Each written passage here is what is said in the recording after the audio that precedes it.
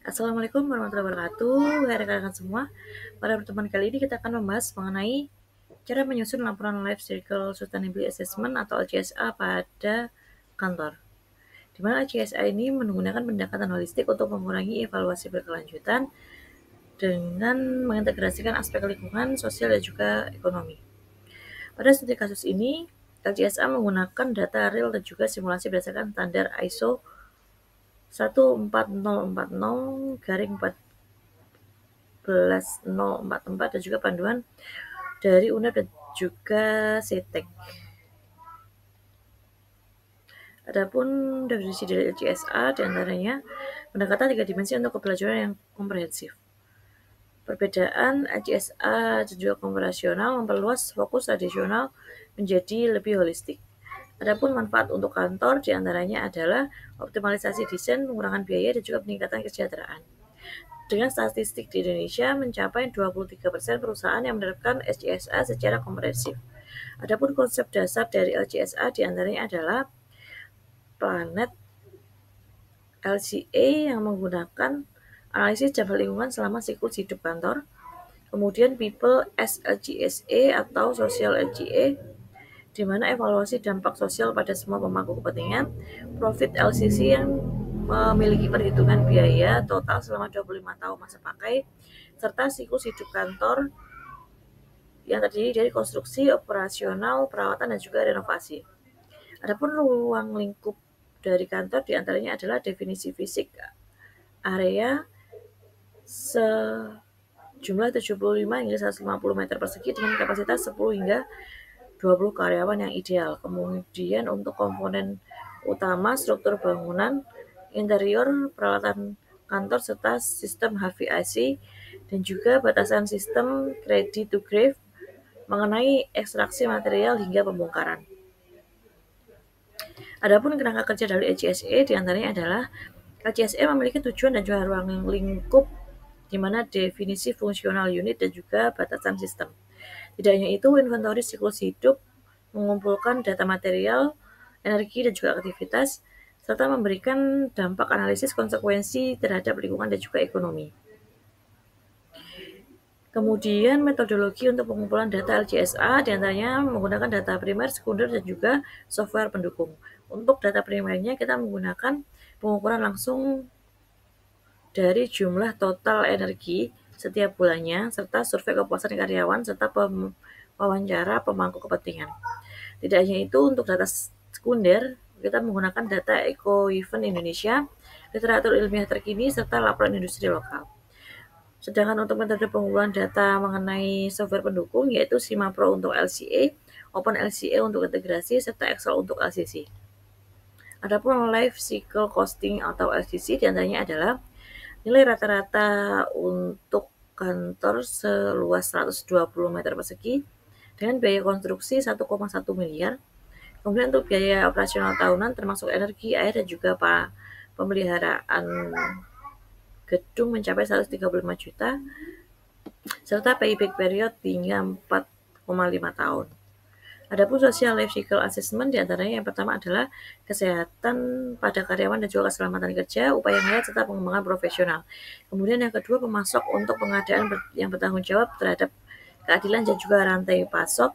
Yang ketiga, masyarakat lokal yang menciptakan lapangan kerja dan keterlibatan komunitas, serta pemerintah yang patuh terhadap regulasi, kontribusi pajak, serta dukungan pembangunan daerah kepada masyarakat.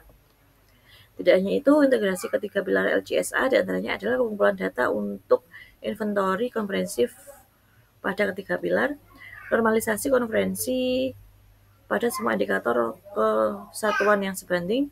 Yang ketiga, pembobotan penentuan signifikan relatif terhadap dimensi, serta dashboard terintegrasi dari visualisasi gabungan semua indikator. Adapun inventory data aspek lingkungan yang terbagi menjadi kategori energi, air, emisi, material, limbah, serta daur ulang dengan parameter serta nilai dan juga satuan yang dapat dipadankan. Kemudian pembahasan selanjutnya mengenai inventory data aspek dengan kesetaraan gender sebanyak 45% karyawan adalah perempuan dengan 30% posisi manajerial. Yang kedua, kesehatan dan juga keselamatan kerja karyawan yang memenuhi indeks keselamatan kerja 8,7/10 dengan 0 kecelakaan kerja pada tiap tahun. Kemudian pengembangan karyawan yang rata-rata 24 jam pelatihan per karyawan per tahun, serta dampak komunitas terhadap penciptaan 25 lapangan pekerjaan lokal dan juga 5 program pemberdayaan masyarakat. Adapun analisis data dan juga simulasi, yang pertama menggunakan simulasi Monte Carlo di mana menilai ketidakpastian dalam model 10.000 skenario acak. Yang kedua, analisis hotspot di mana 65% dampak lingkungan berasal dari konsumsi energi operasional, serta analisis sensitivitas di mana pengaruhan perubahan parameter terhadap hasil akhir atau LCSA.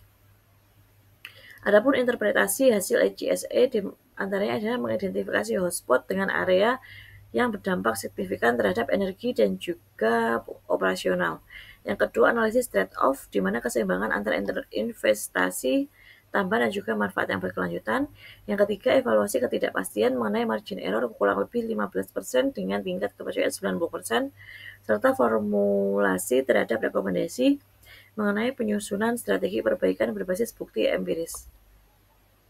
Adapun rekomendasi peningkatan yang pertama mengenai efisiensi energi, pemasangan panel surya, update sistem dan juga smart lighting control.